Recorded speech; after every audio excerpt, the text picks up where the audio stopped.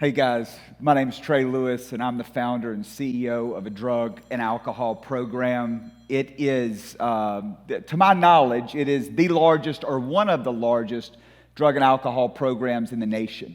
And so I say that to just really as an introduction that as I talk about recovery today, that we will probably treat over 1,000 patients this year.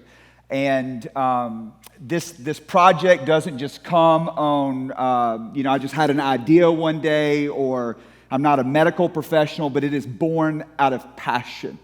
I was raised in North Mississippi to a good family, went on a collegiate tennis scholarship, and ended up an IV methamphetamine drug addict.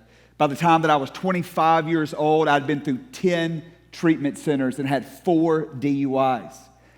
I remember what it was like during that time whenever my family and all of those, my peers in school that at one time cared so deeply about me and we had great relationships, and then I found myself in a place where they no longer believed in me. They no longer had any hope for my life. Honestly, I ran into somebody recently and they said, "You know what? I just can't believe what you're doing now. Like what I would have thought a win would have been for you is if you just would have stayed alive. If you just would have stayed alive and stayed out of prison, I would have thought, man, your life turned out successful."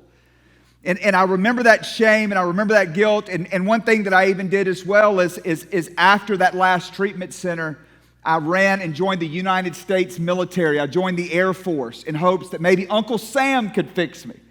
Maybe there was some lack of discipline or something that maybe that's what I was lacking. But there's a saying that says, wherever you go, there you are. And the problem is that I took myself with me, and it didn't matter whether I was in North Mississippi or I was at Vandenberg Air Force Base in California or Atlanta, Georgia. If it doesn't change in here, then I'm going to eventually go back. Or if I don't change my environment and I don't really start to pick and choose who's going to be in that, then I'm going to find myself back in that place again. And then sure enough, 2,000 miles away from home, there I was on the West Coast, and I found myself in trouble yet again. And I'm sitting there wondering, like, what in the world is going on? I ended up getting my 4th DUI out there while I was in the Air Force. I mean, some of those weren't charges, but it was the previous ones. But this 4th one, I'd gotten it. And it was a major violation in the military. When they put it up at the front, at the front gate, I had to do a public apology to my squadron.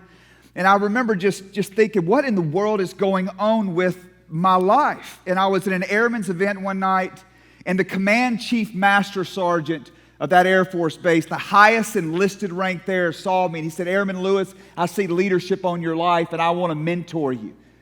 And I knew that he did not know that I was the airman that had just gotten the DUI, that I was the black stain on the entire base. And I just sheepishly said, "Chief, I don't know if you understand that I'm the one that just got the DUI." And he goes, "I don't care. I see leadership on your life, and I want to mentor you." And I remember next week, I walked into his office. It was this huge office, the biggest office I'd ever been in, had a couch in it. I mean, it like blew me away. And he sat down with me and he started to invest in my life. And what that did for me is to be able that somebody looked at me whenever I did not believe in myself, whenever I felt like that my whole life had shattered and it was just business as usual and this was going to be the outcome of my life. Somebody took the time to invest in me, that loved me whenever I did not love myself. And it was powerful. And that's what it's all about today whenever I say, man, how do we recover? When you look at these statistics, over 20 million drug addicts and alcoholics in the United States over the age of 12 years old.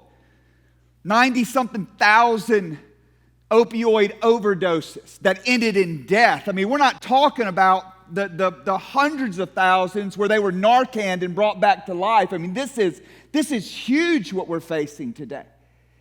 We see all of that and you think, man, what is the deal? Why are we seeing, is it a lack of research? I don't think that's it. I mean, on my staff, I have an addictionologist, somebody that went to Florida, a former surgeon that specializes in addiction medicine and is the dean of the college at Georgia College of the addiction medicine program. 3 nurse practitioners, 15, 20 master's level therapists. You know, and you look at this and you're thinking, hey, what is the common denominator? And I believe that it's pride. I believe that it's pride. But there are so many different things that are going on whenever somebody is being issued into recovery or ushered into recovery. And what we end up seeing is man, that, you know, when somebody gets addicted, it changes the way that they negotiate life.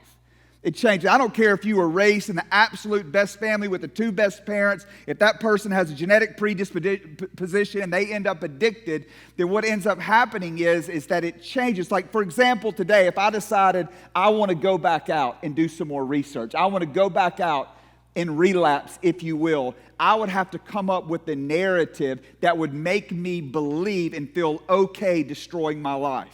If I was getting ready, then I would have to vilify my wife. I would have to, vilify or demonize my 6 children and all the things that are going on that nobody understands, and I would have to buy into this. And then what happens is that it changes the way that I negotiate life. And so what we've got to do is pull somebody out of their environment and get them into a place where we can slow down the tempo, change the environment, and then give them the information that they need. I'll show you the power of environment.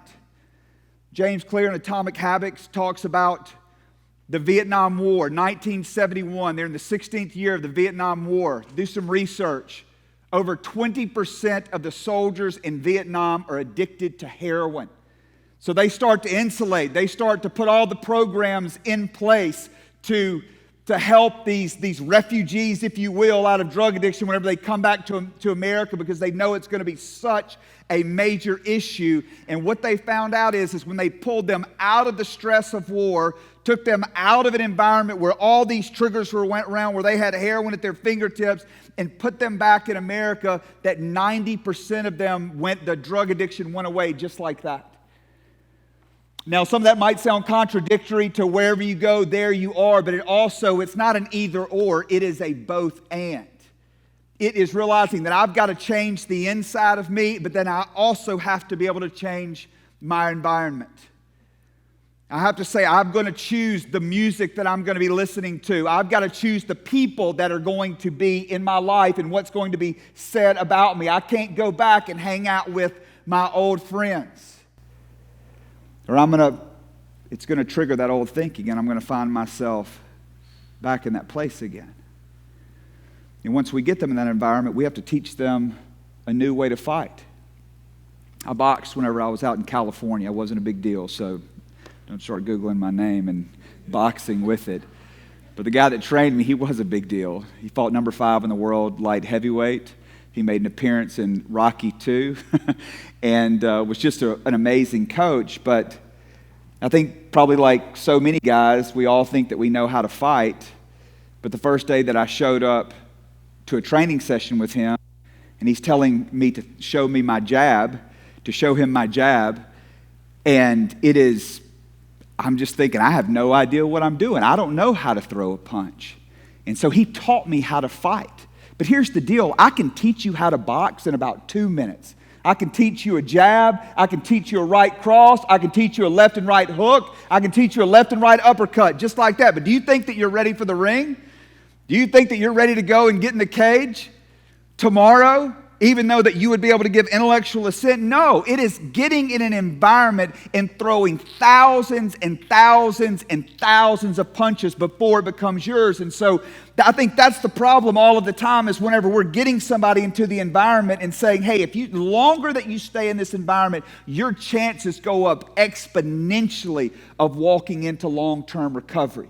You can give intellectual assent. You can agree that the bench press, that it works, and that if you lift heavy weight, that it will give you a bigger chest. But until you get underneath that bar and start lifting that heavy weight, you'll never see any results.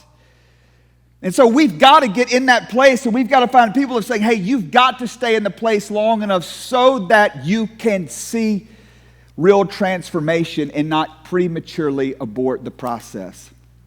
It is my mission, it is my goal, it is my passion to see people walk into it. It is nothing that excites me more when we're doing graduations on Friday nights and parents stop by after the presentation is over And they say to me, Trey, thank you so much.